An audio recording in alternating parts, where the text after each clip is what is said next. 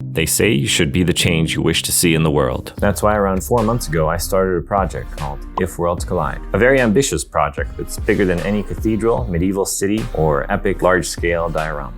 I'm talking about building an open-source wargame system.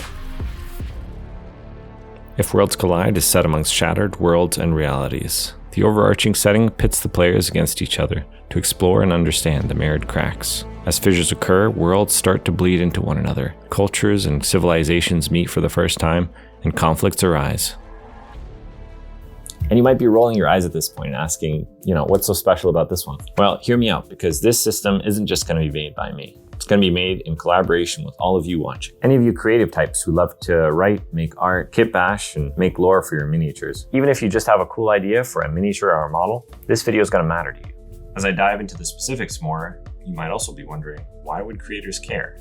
They could just make their own system.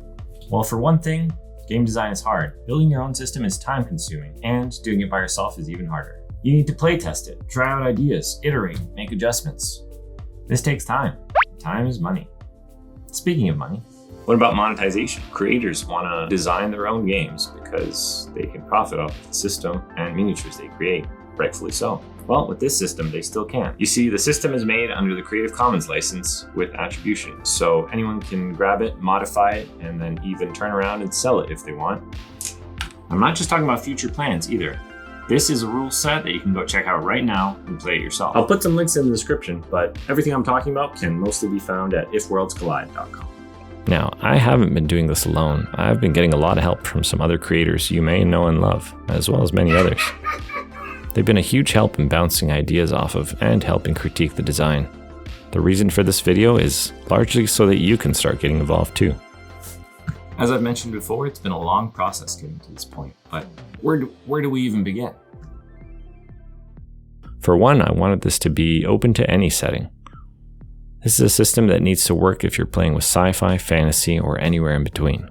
Any and all levels of magic, technology, and even different time periods can be played together. The game should support relatively low model counts, with 10 to 20 models per player. Since I really don't have time to paint hundreds of models, we can call this game miniature agnostic, but having dedicated and supported miniatures is going to be encouraged, and it's what I'm planning for the initial 2 factions. Over the coming weeks, I'm going to be releasing STL sculpts made by me, as well as some other creators, so you can try out this fantastic game for yourself with actual miniatures. By the way, if you want to get involved with that, drop me a line. Speaking of miniatures, let me introduce you to the 2 factions we've got so far. On one hand, we have the Order of the Broken Mirror. The monks are here to ensure that the future stays on the course it was predetermined to take.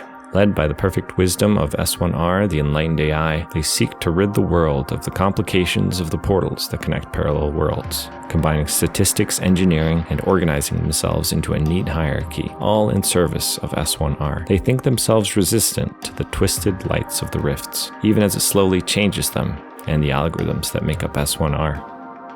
Some natural inspiration for the faction came from the movie Equilibrium, the Time Variance Authority from the Loki TV series, and movies such as 2001: A Space Odyssey.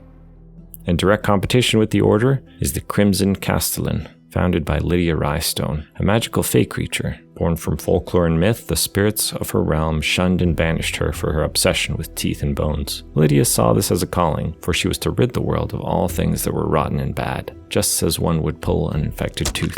So, she assembled her forces, conquered back her realm, and victorious, built her castle named the Spine upon the ley lines that dotted the land. From here, she dove into an obsession of magic and the dark arts. Inadvertently, it was this concentration of magic that made the Spine a natural place for the portals to open.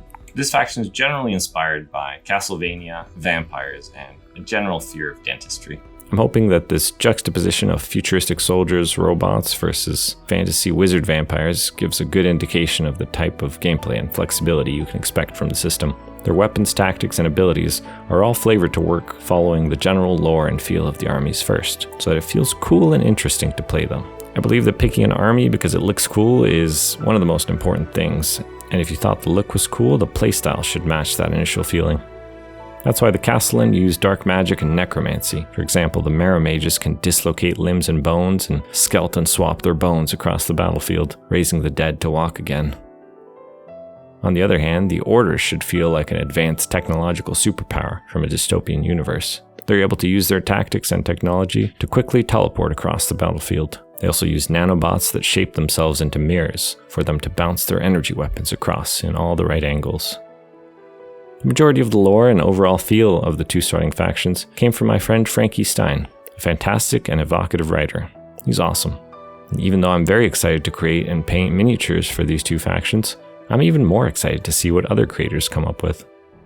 You can go on the site right now and list build some rosters for the factions I mentioned and play with them yourself. But on the back end, I've actually written a toolkit which lets you create your own factions. This is the toolkit we used to make our factions, so whatever we made with it, you can too.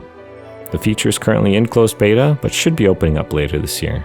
Subscribe to this channel, and I don't usually say this, but hit the bell notification icon if you don't want to miss future updates on this. If you want to try testing the systems early, just drop me an email and we can chat.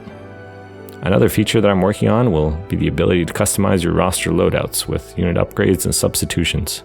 Don't like the full auto pistols that the Master of Angles wields, and you want to give him a more melee-focused loadout? That's where this comes in. Now, I know what some of you might be thinking.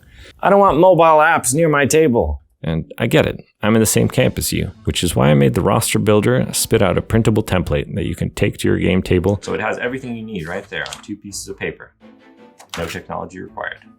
I hope this video has been a great initial teaser on what I've been working on. Let me know in the comments if this is something that interests you, and I've left a link to the official Discord if you want to join the conversation. Hope to see you there, and I'll see you in the next video. Take it easy.